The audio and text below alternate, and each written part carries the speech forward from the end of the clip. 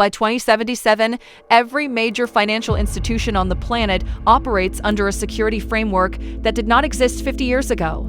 The transition was not clean. It was not fast. When Google announced the Willow chip in late 2024, researchers acknowledged a milestone. But the real inflection point came roughly a decade later, when a cryptographically relevant quantum computer, one capable of running Shor's algorithm at scale with error rates low enough to sustain meaningful computation, broke RSA 2048 encryption in under 19 hours during a controlled government demonstration. An event that accelerated every pending policy decision and forced financial regulators across the G7 to treat quantum migration not as a future consideration, but as an immediate operational emergency requiring coordinated action across entire national banking systems simultaneously. Encryption is mathematics. RSA encryption works because factoring very large numbers is computationally hard.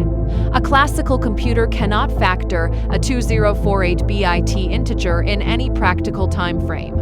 A quantum computer running Shor's algorithm can, because it uses superposition and quantum interference to explore an enormous number of computational paths at once, collapsing the calculation to a result that would otherwise require classical hardware longer than the current age of the observable universe to produce.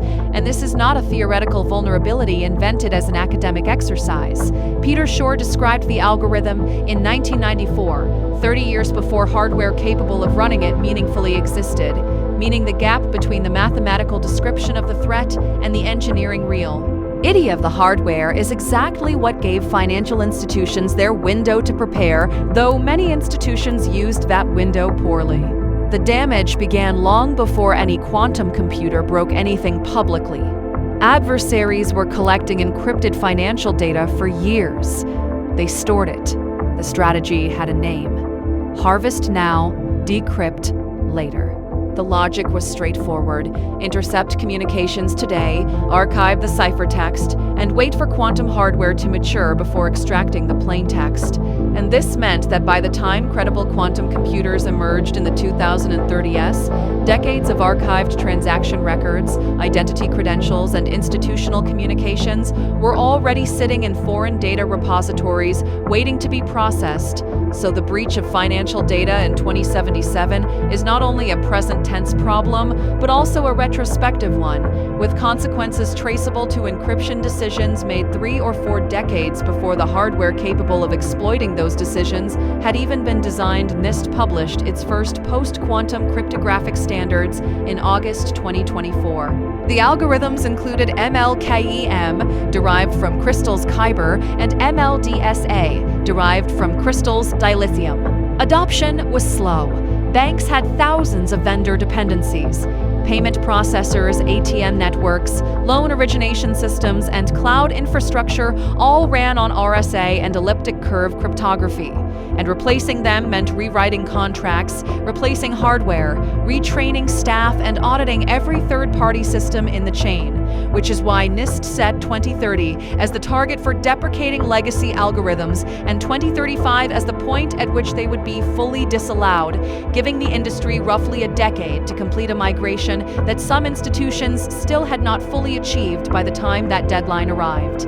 Central banks moved first. The Banque de France and the Monetary Authority of Singapore conducted cross-border, quantum-safe transaction trials as early as 2023. The BIS Innovation Hub completed 2 phases of Project LEAP, testing post-quantum cryptography between central bank systems using hybrid encryption schemes that layered classical and quantum-resistant algorithms simultaneously. And this hybrid approach became the dominant transitional model throughout the late 2020s and early 2030s, accepted not because it was architecturally elegant, but because it was practical, allowing institutions to maintain interoperability with legacy infrastructure while progressively hardening their security perimeters, with Barclays, JP Morgan Chase, and Societe Generale among the institutions that publicly committed to quantum-resistant cryptographic upgrades and began pilot programs during that critical transitional window. By 2077, retail banking infrastructure runs entirely on lattice-based cryptographic schemes. RSA is gone from active use. Elliptic curve cryptography is gone. The certificates that once secured web connections, the digital signatures on financial contracts, and the authentication tokens protecting customer accounts now rely on mathematical problems, shortest vector problems, learning with errors constructions that no known quantum algorithm can solve efficiently. And while this provides substantial protection, the cryptographic research community is careful not to describe any current scheme as permanently secure, because the past 5 decades demonstrated repeatedly that assumptions about computational hardness tend to fail when hardware, or pure mathematics, advances in a direction that the original designers did not anticipate and could not model accurately. Quantum key distribution operates alongside post-quantum cryptography in the highest security financial corridors of 2077. QKD secures key exchange through quantum mechanical properties rather than mathematical hardness assumptions. Any interception disturbs the quantum states in transit. This makes eavesdropping detectable in principle, and major central banks now maintain dedicated fiber optic QKD networks connecting their core settlement systems, while satellite-based QKD handles intercontinental key exchange between institutions that no terrestrial fiber infrastructure can reach cost-effectively.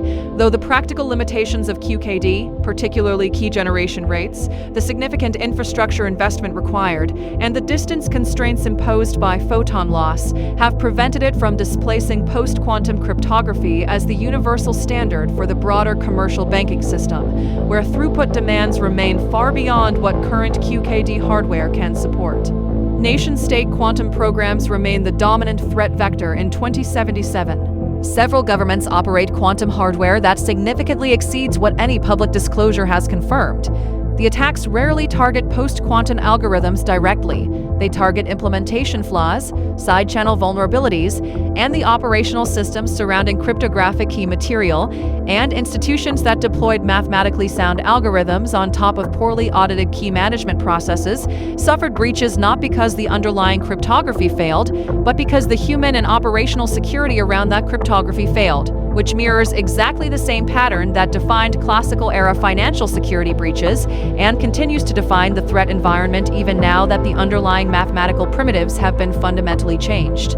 Financial regulators in 2077 require annual quantum readiness assessments across all systemically important institutions. The G7 Cyber Expert Group continues issuing updated threat guidance each year. Cryptographic agility. Designing systems so that one algorithm can be replaced by another without rebuilding the entire infrastructure surrounding it became a mandatory architectural requirement for any new financial platform approved after 2035. And the institutions that embedded that agility into their systems during the transition period adapted most smoothly when subsequent NIST standards were finalized, including the HQC backup algorithm published as a contingency in case ML-KEM ever encountered an unanticipated mathematical weakness, which no one has found yet, but which researchers continue examining with considerable intensity across dozens of active cryptanalysis programs worldwide.